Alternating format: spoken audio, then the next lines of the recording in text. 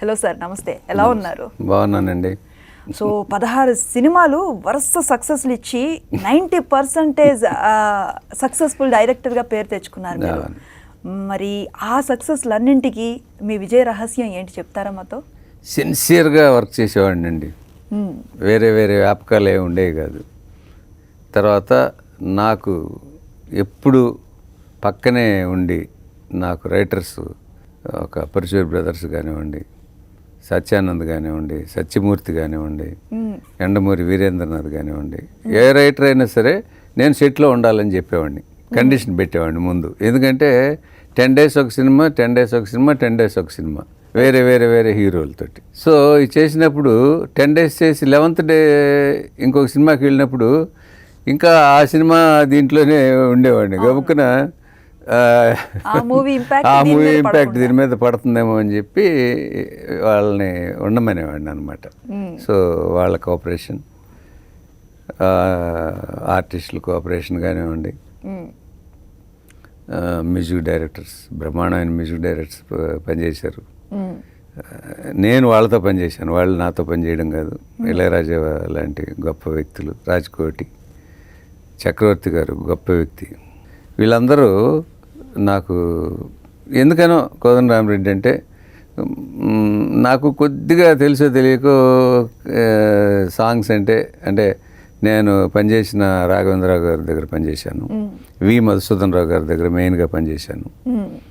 వీటన్నిటికంటే కూడా నా సినిమాలను ఆదరించిన ప్రేక్షకులకు నిజంగా నా మనస్ఫూర్తిగా నేను ఎప్పుడూ వాళ్ళకి రుణపడి ఉంటాను. నేను 16 సినిమాలు కంటిన్యూస్గా హిట్ అయినప్పుడు అసలు భయంకరం. అసలు పొద్దున్నే లేచి బయటకు వస్తే ఒక 20 కార్లు ఉండేవి ఇంటి ముందు. ఏ కారు ఎక్కాలో నాకే అర్థం కాదు, ఏదో ఒకటి ఎక్కేసి వెళ్ళిపోయేవాడిని షూటింగ్కి. ప్రతి వాళ్ళు వచ్చి సినిమా చేయమని, తెల్లారుజాము నిద్రపోతుంటే 5 గంటలకు వచ్చి లేపేసి ఈ డబ్బులు ఉంచండి, సినిమా మీరు తర్వాత ఎప్పుడేం చేద్దరు కానీ అని ఇలాగ అనమాట. నేను నిజంగా చెబుతున్నానండి, భగవంతుడా ఒక్క ఫ్లాప్ ఇవ్వు, ఎందుకంటే ఈ ఒత్తిడి నేను తట్టుకోలేకపోతున్నాను. అంటే ఏజ్ కూడా నాకు కరెక్ట్గా నేను 28th yearలో డైరెక్టర్ని అయ్యానండి. అసలు అవడమే సక్సెస్. సంధ్య చాలా బాగా తీసాడు, ఈ కుర్రాడు ఎవరో బ్రహ్మాండంగా చేశాడు అని చెప్పి క్రాంతి కుమార్ టాప్ ప్రొడ్యూసర్ అప్పుడు సర్దార్ పాపారాయుడు సినిమా తీస్తున్నాడు. నెక్స్ట్ ఒక చిన్న సినిమా చిరంజీవితో చేద్దామనే ఉద్దేశంతో ఏదో అంటే దొరసింహరాజు గారండి పాపం, నువ్వు సంజయ్ సినిమా ఒకసారి చూడు, ఆ కుర్రాడు చాలా బాగా తీశాడు, చూసి డిసైడ్ చేయి, నీకు నచ్చితే ఓకే, నచ్చకపోతే నీకు ఏ డైరెక్టర్నైనా పెట్టి తీసుకో అని చెప్పి చెప్పారంట. ఇదైతే నాకు తర్వాత తెలిసింది.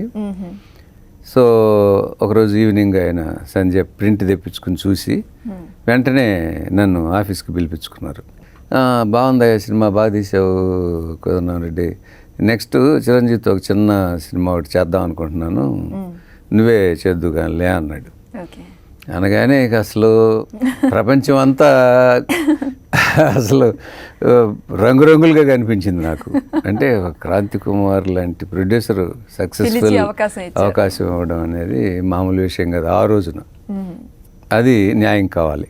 ఆ న్యాయం కావాల్సిన సినిమా తీసాము, సూపర్ డూపర్ హిట్ అయిపోయింది. 25 weeks ఎక్కడ వేస్తే అక్కడ 25 weeks ఆడింది. సో దాంతో అది హిందీలో తీస్తూ ఎల్వి ప్రసాద్ గారు నాకు పిలిపించి హిందీలో చేయబోయాను డైరెక్షన్ అన్నారు. సార్ నాకు హిందీ రాదు సార్, నేనేదో చిన్న విలేజ్ నుంచి వచ్చాను, నెల్లూరు జిల్లా నుంచి అన్నాను. మేము వెనకాల ఉంటాం కదా, నువ్వు చేయి, ఏం పర్వాలేదు అన్నారు. అంటే కమాండ్ లేకుండా బాగోదేమో సార్ అని చెప్పి కొంచెం నసిగాను. నువ్వు పెట్టి ఇదిలాగా ఉన్నావు, సరిపో వేరే వాళ్ళని పెట్టి తీసుకుంటాను అనేసారు. అంటే కొన్ని ఎట్లా మిస్ అవుతామో చూడండి. అట్లాగే రాజ్ కపూర్ గారి ఆఫీస్ నుంచి నాకు ఫోన్ వచ్చింది హిందీ సినిమా చేయమని. అప్పుడు కూడా ఏంటో కొంచెం చేద్దామా వద్దా అన్న సందేహంలో చూస్తాం సార్, చేద్దాం, మంచి సబ్జెక్ట్ దొరికితే అని కొంచెం అట్లా వదిలేశాను. అట్లాగే ఎన్టీ రామారావు గారు నాకు 4 సార్లు ఆఫర్ ఇచ్చారు. నేనేమో విపరీతమైన బిజీగా ఉన్నాను అప్పుడు.